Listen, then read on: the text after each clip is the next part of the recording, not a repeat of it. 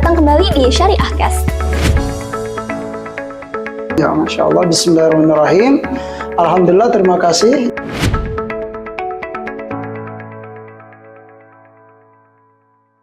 Assalamualaikum warahmatullahi wabarakatuh. Selamat pagi teman-teman. Selamat datang kembali di Syariah Cast. Perkenalkan, saya Alina Husna Hasan sebagai host pada episode kali ini. Nah, pada episode kali ini kita akan berbincang dengan narasumber kita yaitu Bapak Azmi Ismail LLM. Beliau menjabat sebagai dosen tetap Prodi Ekonomi Syariah Pasca Sarjana Universitas PTIQ Jakarta. Dan beliau memiliki keahlian pada bidang keuangan syariah dan juga ekonomi syariah.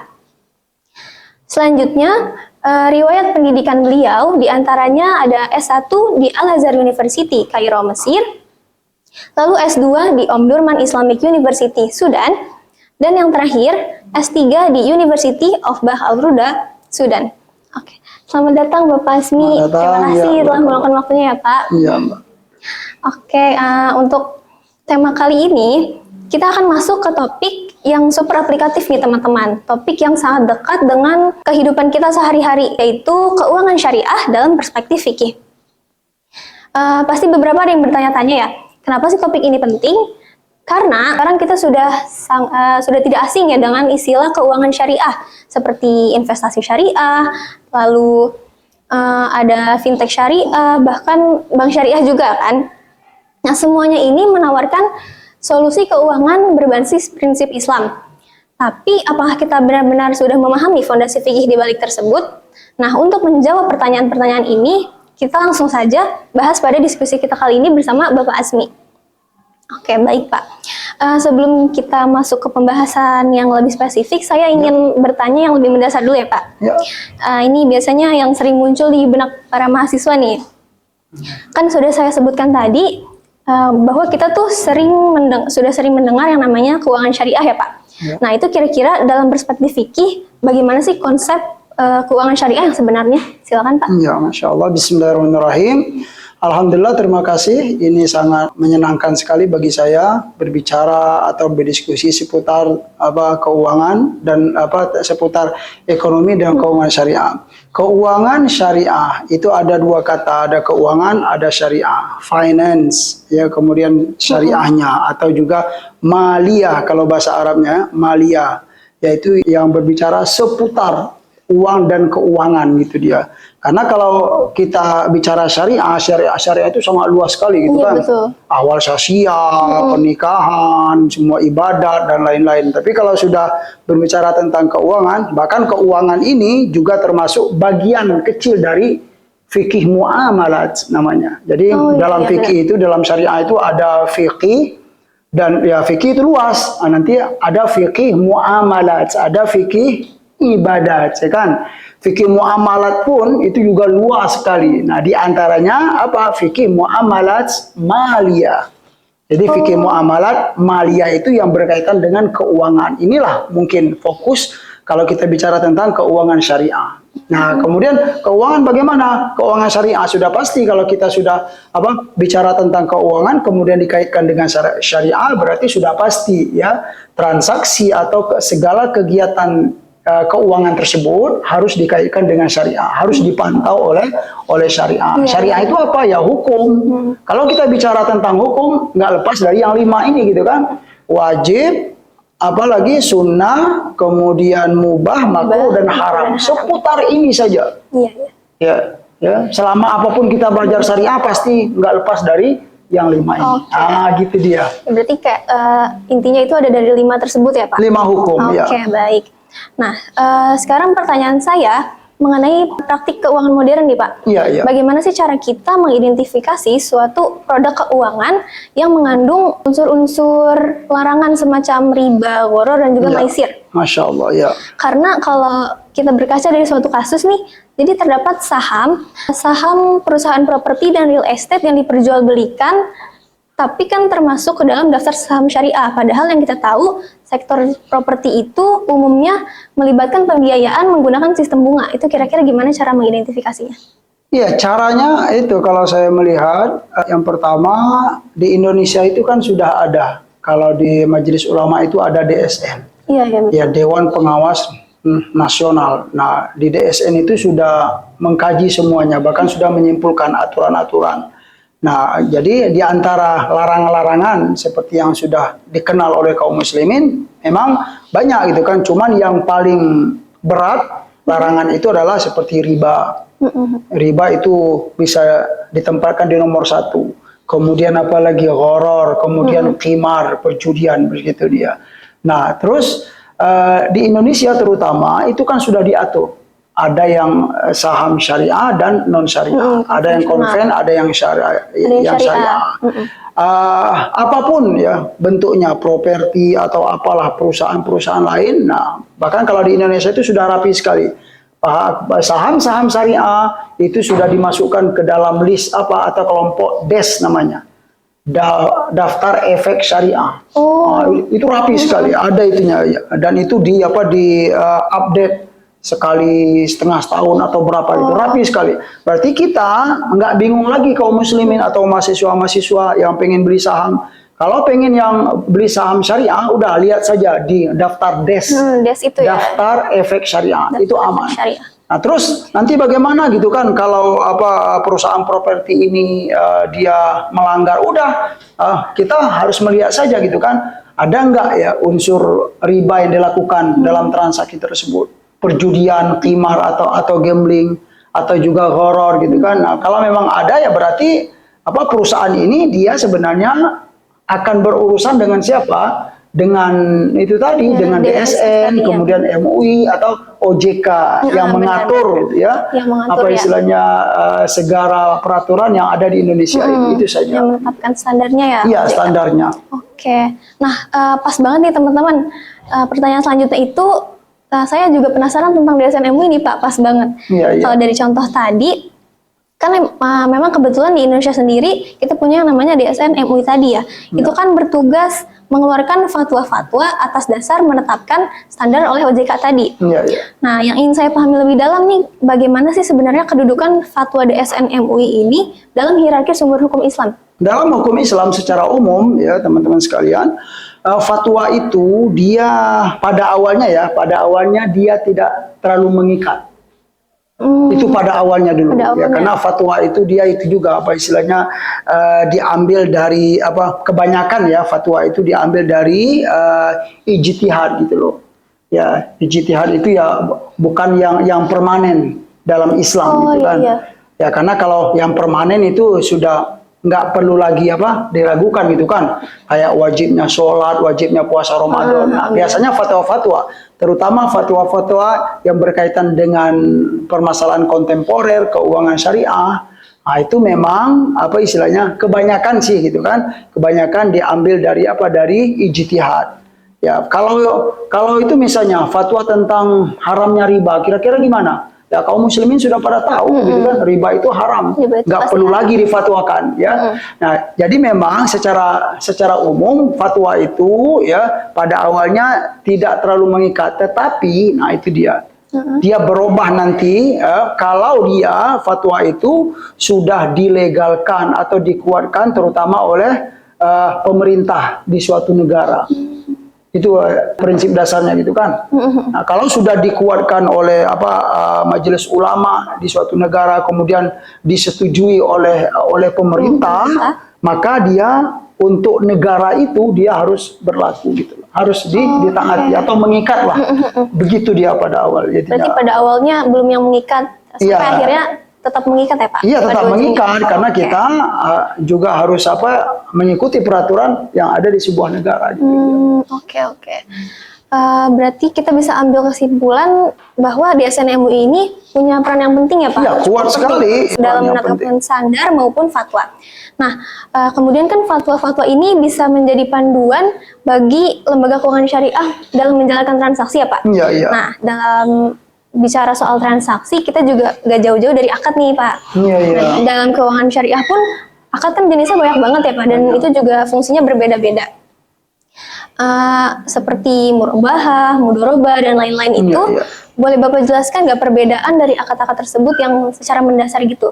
Bisa dimulai dari yang sering dipakai di bank syariah mungkin? Ya, Pada dasarnya gitu kan, kalau kita bicara akad-akad yang sudah diterapkan di bank syariah seperti mudharabah, murabaha, musyarakah, kemudian al-ijar, al-muntahiyah bitamlik, kemudian apalagi al-murabaha lil amir bisyira, itu yang banyak dipakai gitu kan. Itu semua kalau kita merujuk kepada dalil itu diperbolehkan semuanya. Nah, cuman nanti ya mungkin kita akan bicara lebih itu sedikit gitu kan. Praktek istilahnya, ada akad ini, akad di fikih klasik gitu kan. Di fikih klasiknya begini modelnya gitu. Tapi di zaman sekarang itu Diadaptasi. timbul perubahan gitu loh. Kenapa timbul perubahan? Ya karena memang mungkin keadaan zaman sekarang gitu loh kan. Ya contohnya, boleh saya kasih contoh? Boleh, boleh Pak. Nah, contohnya begini teman-teman sekalian. Baik murabaha. Murabaha yang biasa kita kenal. Kalau dalam fikih itu baik murabaha itu biasanya dipakai dua pihak saja. Ya. Dua Saya dan Mbak nih kan, gitu kan. Berdua saja. Wahai saudaraku, aku punya barang. Kemudian aku jual ke kamu. Aku beli 1 juta. Aku jual ke kamu 1.200.000 ya.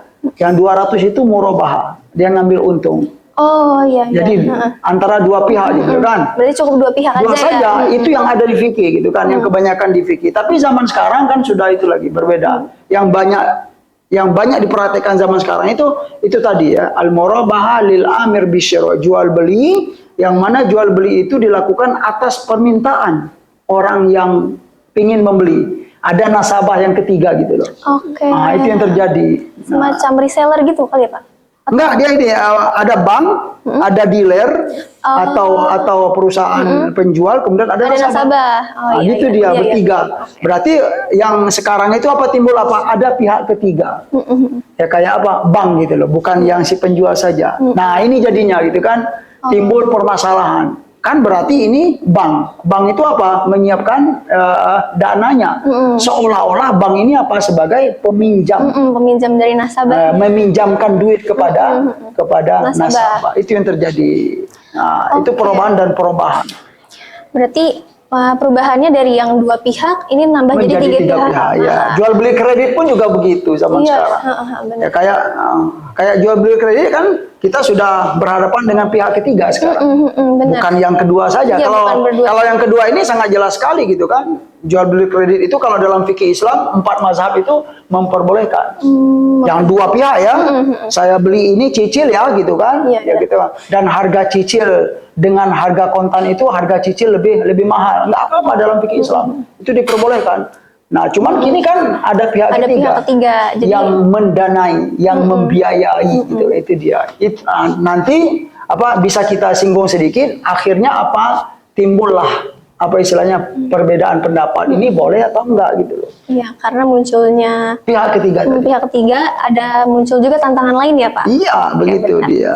Nah, kebetulan pertanyaan selanjutnya juga mengenai fikih klasik nih Pak. Kan tadi kita sempat menyinggung cara mengadaptasinya gitu ya. Iya. Jadi ada adaptasi dari fikih klasik ke fikih kontemporer. Nah, mengenai fikih klasik, yang kita tahu kan akad-akad ini sudah ada sejak zaman Rasulullah dan juga para sahabatnya. Iya. Namun sekarang sering bermunculan produk keuangan modern semacam kartu kredit syariah, kartu kredit syariah, e-wallet syariah, bahkan cryptocurrency Pak.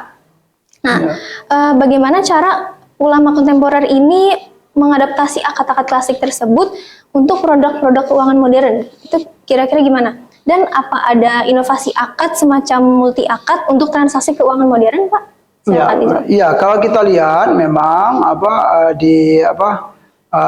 akad-akad yang ada di zaman dahulu atau di fikih klasik itu memang terjadi gitu kan. Terjadi adaptasi atau inovasi, dan itu kita temui. Dan menurut kebanyakan para ulama kontemporer, inovasi atau modifikasi lah gitu ya istilahnya gitu kan, bukan ngakal-ngakalin, tidak, tapi modifikasi akad itu secara umum itu diperbolehkan, tetapi memang tetap mengacu kepada hal-hal yang inti gitu kan, nggak boleh berkaitan dengan riba, gambling, kimar, kemudian apalagi kayak goror, maisir. Ya, dia harus diperhatikan hal itu saja. Iya. Terus kenapa gitu kebanyakan ya para ulama memperbolehkan karena memang tuntutan sebenarnya. Oh. Yang zaman dahulu praktek ini sepertinya belum muncul atau tidak dibutuhkan untuk muncul gitu zaman dulu. Tapi sekarang Karena perubahan zaman ya. Perubahan zaman, tuntutan, kemudian kemaslahatan bagi manusia juga gitu kan. Itu saja sebenarnya. Dan syariah kalau kita pengen untuk menyimpulkan, syariah itu dia sangat perhatian sekali dengan kebutuhan dan keadaan manusia di setiap masa dan zaman. Itu menjadi kaidah dalam fikih gitu dia. Jadi nggak ada masalah selagi memang tidak ditemui unsur-unsur riba dan yang lain-lain yang terlarang. Oke, gitu jadi sebenarnya. Intinya tetap balik ke hukum inti ya Pak. Iya, dari itu kita harus kalau bisa itu memang memahami betul konsep dasar atau hukum-hukum inti yang ada dalam Al-Qur'an, yang ada dalam hadis gitu loh. Nah, nanti bisa dipraktekkan ke zaman sekarang. Itu sebenarnya. Baik. Jadi tadi kita sudah membahas ya bagaimana akad-akad ini diadaptasi dan bahkan dikombinasikan. Jadi tetap aja pada dasarnya boleh, cuma akan balik lagi ke sumber hukum, inti hukumnya. Ya. Nah, memang inovasi ini menarik dan bisa menunjukkan fleksibilitas syariah. Tetapi mantap. Di balik semua inovasi ini tetap ada tantangan tersendiri yang dihadapi industri keuangan syariah. Nah, kebetulan di industri keuangan syariah pada Indonesia kan mengalami pertumbuhan yang cukup pesat ya. Nah, tapi kalau dari perspektif fikih, kira-kira apa saja sih Pak tantangan yang dialami atau dihadapi para industri keuangan syariah? Ya, tantangan yang sangat mendasar dan itu sering sekali dibicarakan. Ya kan, karena yang pertama tuntutan kaum muslimin yang ada di Indonesia. Kita ini terkenal kan negara Islam yang terbesar, penduduk muslimnya terbesar. Tentulah ya kaum muslimin dan muslimah itu menginginkan gitu loh. Menginginkan untuk transaksi yang syariah, dan itu terbukti di Indonesia. Dan tuntutan ini disambut oleh pemerintah kita. Alhamdulillah. Kita senang sekali gitu kan. Difasilitasi. Negara kita ini sangat perhatian sekali dengan keadaan itu ya. Dituntut kemudian disambut, dipermudah ya kan. Bahkan didukung penuh-penuh. Lihatlah teman-teman sekalian, perbankan, kemudian pasar modal, asuransi, semuanya itu didukung oleh pemerintah kita ya. Dan ini kita harus apresiasi untuk negara kita Indonesia. Nah, tantangannya itu ya karena memang tuntutan itu besar, keinginan itu besar. Nah, sedangkan kesiapan SDM terutama itu yang sering dibicarakan oleh para pakar ya kan. SDM sumber daya manusia, tentang pengetahuan fikihnya, kemudian fikih realita gitu kan. Bagaimana ya kita mau nggak mau harus menghidupkan ini gitu kan ya, kajian-kajian ekonomi dan keuangan Islam, terutama para praktisi. Diperluas gitu loh. Diperluas ya, karena para praktisi di Indonesia ya syukur alhamdulillah kan sudah banyak melek kepada keuangan syariah, suka dan mengagumi. Tetapi yang penting itu literasinya keuangan, istilahnya pemahamannya terhadap fikih. Itu tantangan yang sangat penting sekali. Selain untuk praktisi, memang kaum muslimin secara umum, rakyat Indonesia itu memang harus balik lagi ke kesiapan SDM tadi atau kesiapan pemahaman juga untuk seluruh rakyat agar tidak terlalu kaget. Nah, itu memang perjuangan memang gitu dia. Oke, baik. Berarti tantangan besarnya kalau dalam perspektif fikih itu kesiapan SDM ya Pak. Meskipun ada fasilitas, balik lagi ke kemauan dan kesiapan diri sendiri. Iya, betul. Tadi berarti intinya tantangan besarnya itu balik ke kesiapan SDM tadi ya Pak? Iya. Oke. Ya. Nah, sebelum kita tutup diskusi hari ini, ada salah satu pertanyaan terakhir dari saya pribadi nih yang saya mau ajukan. Kira-kira dari Bapak Azmi sendiri, ada nggak rekomendasi skill yang perlu diasah atau resources yang perlu kita pelajari untuk para mahasiswa yang kira-kira tertarik dalam mendalami keuangan syariah Pak? Dari secara akademis maupun praktis itu kira-kira dari Bapak gimana? Kalau saya sih ya terutama itu ya karena memang saya lebih fokus kepada referensi, kemudian ya fikihnya, kemudian pengetahuan ya tentang ekonomi dan keuangan syariah. Ya, sangat dianjurkan sekali kita itu baca dan mempelajari banyak referensi tentang ekonomi dan keuangan syariah. Untuk secara global itu para pakar ekonomi dan keuangan syariah itu sudah sudah mengakui lah siapa-siapa saja yang tulisan-tulisan beliau gitu kan, penjelasan dan arahan-arahan beliau tentang ekonomi syariah ini sudah diakui. Ya diantaranya seperti Profesor Doktor misalnya kan Wahbah Zuhaili. Ya boleh dicatat itu Wahbah Zuhaili, kemudian Syekh Ramadan Buti, kemudian Syekh Yusuf Al-Qaradawi. Itu tulisan-tulisan beliau itu sangat bermanfaat sekali. Kemudian Syekh Ali Salus, Ali As-Salus itu pakar ekonomi dan keuangan Islam internasional. Saya dengan Syekh Ali Salus ini alhamdulillah pernah belajar langsung atau training langsung selama 1 minggu waktu di Kairo dahulu. Ya, Masya Allah, beliau ya Ali Ahmad As-Salus namanya beliau. Ali Ahmad itu bagus sekali. Memang detail ya tentang ekonomi dan keuangan Islam. Itu dia. Jadi memang referensi itu harus jelas dan terpercaya. Itu yang penting teman-teman sekalian. Berarti balik ke referensi yang sumbernya jelas dan tadi para pakar yang Bapak sebutkan ya. Iya. Oke. Itu bisa dicatat tuh teman-teman. Wah, Masya Allah sekali nih. Ini termasuk advice yang sangat berharga juga buat saya dan begitu pun juga untuk teman-teman pendengar. Oke, baik. Teman-teman, kita sudah sampai pada di penghujung episode kali ini. Nah, sekali lagi terima kasih banyak yang sebesar-besarnya untuk Bapak Azmi Ismail ya. Terima kasih Pak sudah meluangkan waktunya, sudah sharing pengalaman dan juga ilmu nih. Saya sangat berharga nih, cukup berharga untuk saya. Jangan lupa untuk teman-teman subscribe dan juga nantikan episode selanjutnya dari Syariah Cast. Saya Alina Husna Hasan, pamit undur diri. Terima kasih. Wassalamualaikum warahmatullahi wabarakatuh.